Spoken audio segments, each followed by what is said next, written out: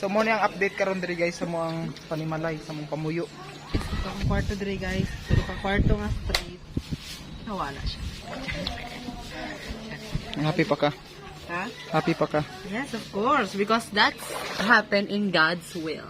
Ayan na guys. Kung wonder. Namimili na sila guys kahit ang gaganda ng mga damit dyan. Kasi nahubos talaga ng damit nila